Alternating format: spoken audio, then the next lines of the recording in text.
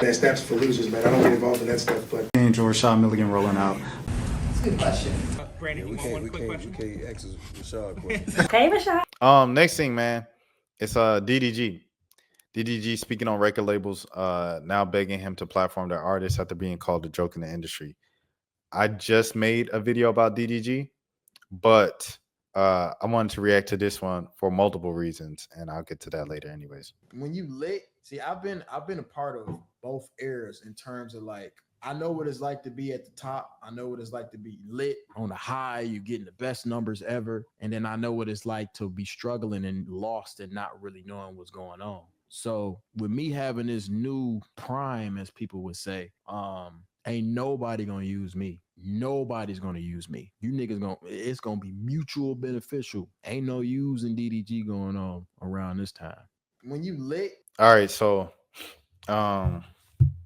yeah, man, 100%. So I covered DDG to interview DDG and cover him back then, where he was at the beginning of his rap career. He was like a year in. He already had the Letters joint with Famous Dex, and Famous Dex back then was huge.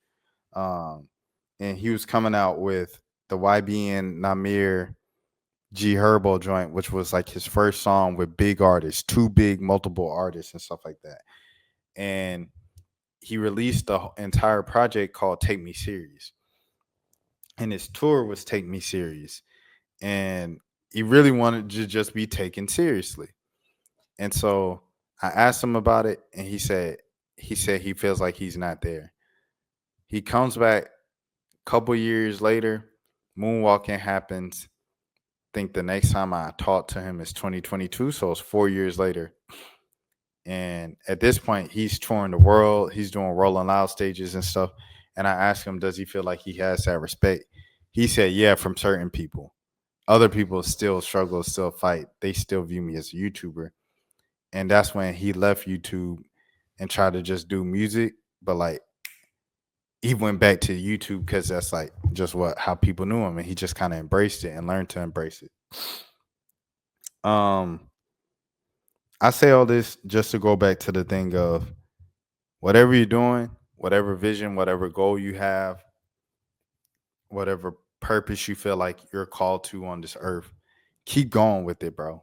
Keep going with it. If people see you as a joke, if people laugh at you, if people doubt you, all of that. To give you guys full transparency, this is the best month I had on YouTube since I left Mississippi in 2021.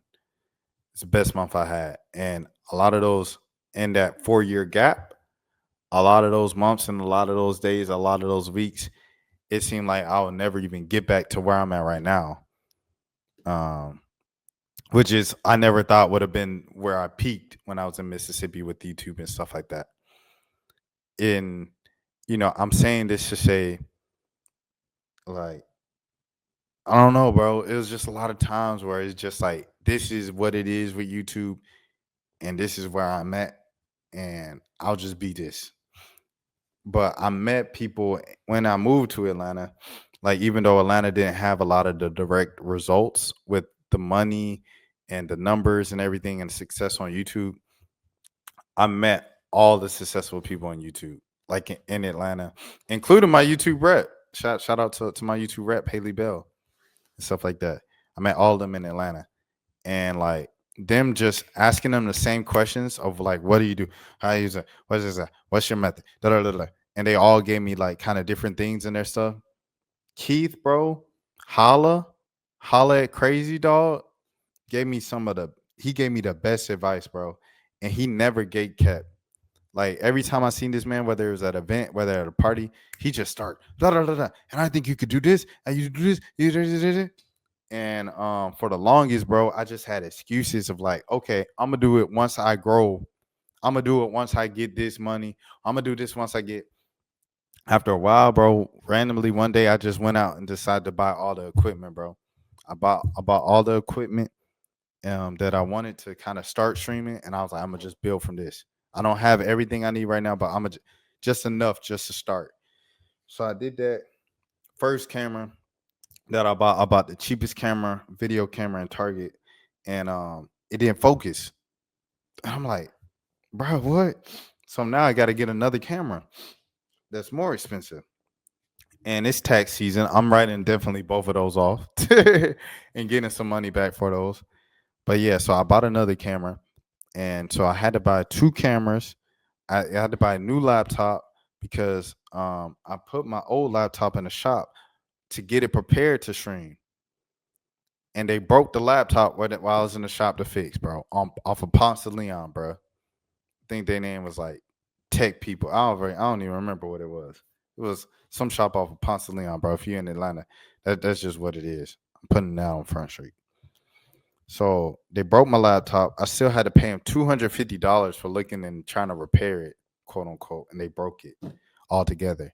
So I had to get a new laptop. I get a new laptop. Kid you not, I spill water on it, bro. I start streaming. I spill water on it a couple weeks in on the night of Halloween. Young Thug was just released. And I'm reacting to like Flage highlights, bro. Like right before the season starts for LSU. And I spill water on a lot. And I'm just starting to build momentum of like going live. It's fresh off the Tyler Creator concert, everything like that. And that just slowed my momentum for a couple weeks. And so now I had another excuse in between time before I got a new laptop. So I had to get another laptop. So to keep track now, I done bought two cameras and paid for pretty much two laptops. Because I didn't buy a new laptop the second time after I spilled the water on it. I got it fixed. I sent it off to Apple and got it fixed, but I didn't have a warranty on it. Since I didn't have a warranty on it, it costs just below how much a new laptop would have cost. So now I'm like, okay, I put a warranty on it, just a heads up and everything like that. But I don't put so much money, time into this, attention into this. I had so many excuses for myself to not do it, to not try, to not give it the full thing. And at the beginning of this fruitful month, like I said, the most fruitful I've had in 4 years on this platform, it started with Lent, bro. It started on Ash Wednesday. I made a video on Lent at the start of Lent on Ash Wednesday, just speaking about the sacrifice and locking in and obedience, the importance of obedience. I haven't missed a single night. I haven't missed a single day of going live on this channel and clipping and posting all this stuff, bro. It's just the pure dedication. And the pure dedication, I've seen the results of it so far and the fruits of my labor all through glory be to God, the vessel and everything like that, to be a vessel and things of that sort and a light to the world. And that all came from me sacrificing. Like during this fast, I gave up a lot of stuff, a lot of worldly things, a lot of bad habits, in eating. I've like restricted my eating to 12 to 8, which I've done the past couple of years. That came from New Birth over in Stonecrest back home with Jamal Bryan and stuff like that. And when you fast and you give up things and you sacrifice, you do it with a purpose. And that's what I've done. And I'm seeing the benefits of just locking in, bro. So it's like the 75 hard. I don't know if you guys ever seen the 75 hard like thing on social media, but it's like read a book a day or read 5 pages of a book a day, work out twice, 2 a day workouts for 75 days, and really just improving your spirituality, praying and meditating and exercising, limiting your time on social media. And after 75 days, like people show their before and afters, and every single time they're like more toned up bodies and stuff like that.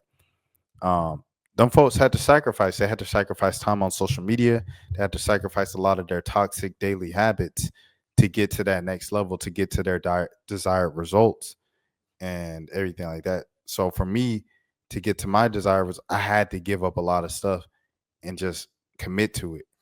I'll bring all this up in this video because DDG, to get to what he's calling his second prime, he had to lock in and go all in with money, time, attention, ideas, all that to streaming.